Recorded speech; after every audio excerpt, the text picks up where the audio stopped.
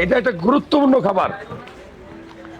যাদের রক্ত শূন্যতা রোগ আছে, মানে রক্তের পরিমাণ কম, হিমোগ্লোবিন থাকে না, এই ওষুধ সেই ওষুধ খাইতেই আছেন, আমি তাদেরকে বলবো যে এই জিনিসটা খাবেন। এটা তো চিনতে পারছেন কি বলে? কলার থোর, আমার গলা ভাঙ্গা।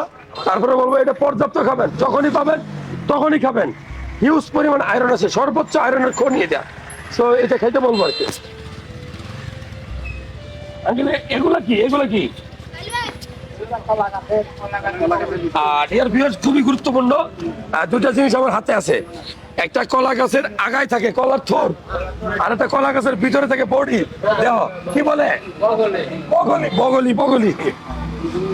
যাদের রক্ত শূন্যতা রোগ আছে, হিমোগ্লোবিন খুব কম, মানে রক্ত দিতে হয় মাঝে মধ্যে, অথবা আয়রন ক্যাপসুল ট্যাবলেট খাইতে হয়, তাদেরকে বলবো এই খাবারগুলো খাবেন। কলার থোর, কলার মাঝখানের বডি, এই অংশগুলো নিয়মিত খাবেন, দেখবেন যে আপনার শরীরে রক্ত শূন্যতা রোগ থাকবে না এবং হিমোগ্লোবিনের পরিমাণ খুব দ্রুত বাড়বে। রক্তের হিমোগ্লোবিন বাড়ানোর মহা এবং কার্যকরী খাবার, এবং এক কথায় ওষুধ বলতে পারেন। ভালো জিনিস আপনারা এখানে দেখলাম।